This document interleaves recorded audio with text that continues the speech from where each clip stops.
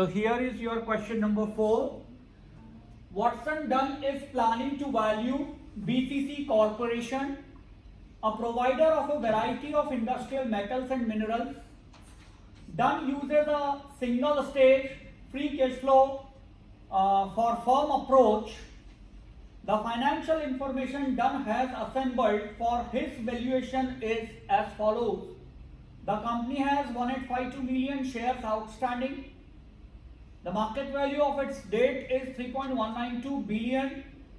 The free cash flow for firm is currently 1.1559 billion. The equity beta 0.9, equity risk premium 5.5, risk free rate 5.5, before tax cost of debt 7%, tax rate 40%. To calculate weighted average cost of capital, he will use the company's finance 25% with debt, and the free cash flow for firm growth rate is 4%. Using Dunn's information, calculate the following. WACC. We have to calculate WACC. It's a very simple. Just write down the formula. WACC equals to debt multiplied by KD, cost of debt, plus equity multiplied by KE, divided by debt plus equity, and then finally multiplied by 100. This is the formula to calculate WACC, weighted average cost of capital. We have only two elements in this particular question, debt and equity. So that is why we are having only two brackets. If we have more elements, we can extend this formula by having more brackets. Okay? So the debt, they have mentioned that the debt proportion is 25%. So they have given the weightage to debt 25%, 0.25. Okay? And cost of debt is given 7% to us. So 7%, 0.07, in the bracket 1 minus 0.4, because we have to adjust it with respect to tax, and tax rate is 40%. So 7% in the bracket 1 minus 0.4. Clear? This is the first bracket. This is the weightage of the debt, and this is the KD. KD means cost of debt. Cost of debt after tax. Okay? And then I am going to write equity. If 25% is debt, means equity will be 75%. And into KE. KE we have to find out. How to find out? Again by using CAPM model. KE equals to RF. RF means risk free rate, which is given 5.5%. Okay?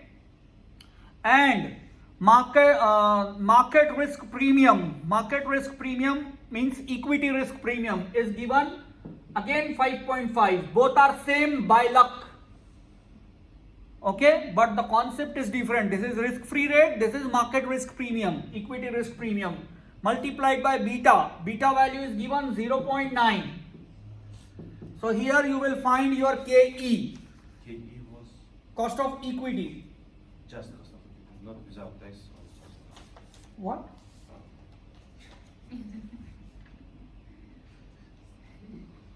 So this will be, I think, 10.45%. So 10.45%. And the total of debt and equity mix will be 1 only. Total weight will be always 1. So in the denominator side I put only 1, because 0.25 plus 0.75 will be 1.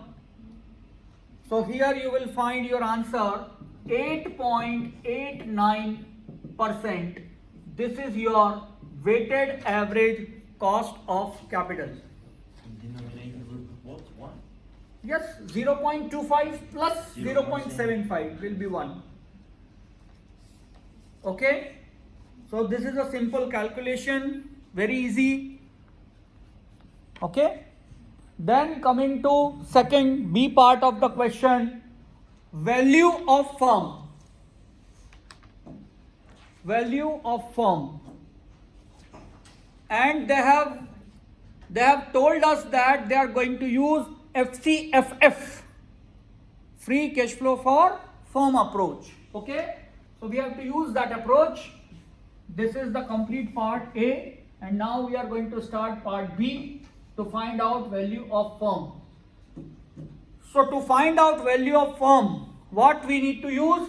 We have to use FCFF in the bracket 1 plus G divided by R minus G. Which R we have to use? WACC.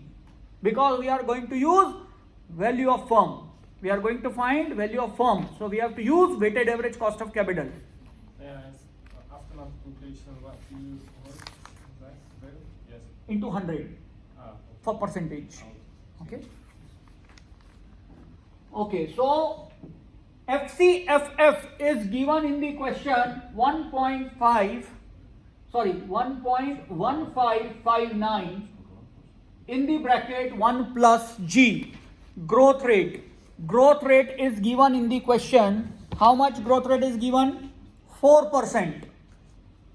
So 0.04 to the power, divided by rate of discounting. So rate of discounting is coming 8.89, means 0.0889 minus growth rate 0.04. So once you solve this, you will have the value of firm, which would be near about 24.58. This is your value of firm, answer number B. Is it clear?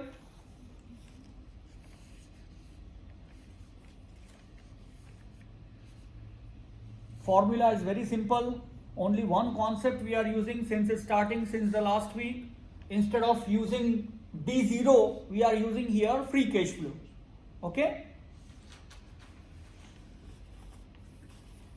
And then in the next part of the question, point number C, they are asking the total market value of equity. Total market value of equity. It means market value of equity they are asking. So how to calculate it? We have value of firm. If we deduct value of debt from it, automatically market value of equity will come out. Okay. So the value of firm is 24.58 minus the value of debt. They have mentioned in the question the market value of debt is 3.192 billion. 3.192 billion. So finally your value of equity will come 21.392. This is part number C of the question. Value of equity 21.392.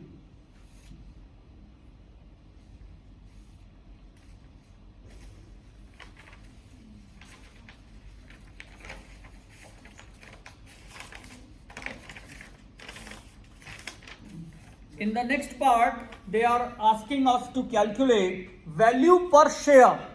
So which is very easy to calculate. Answer of part number C is 21.392. If we divide this answer by number of shares, which is given in the question, the company has 1852 million shares. 1852 million. Every other information in terms of billion and the number of shares given in terms of million. So make the million into billion.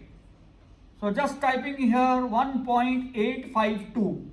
It has become now billion. Yes. Is it clear? This also billion, this also billion. Keep remember, this one mistake will change your answer. Okay? So here finally you will have the answer of D. Value per share will be 11.55 per share.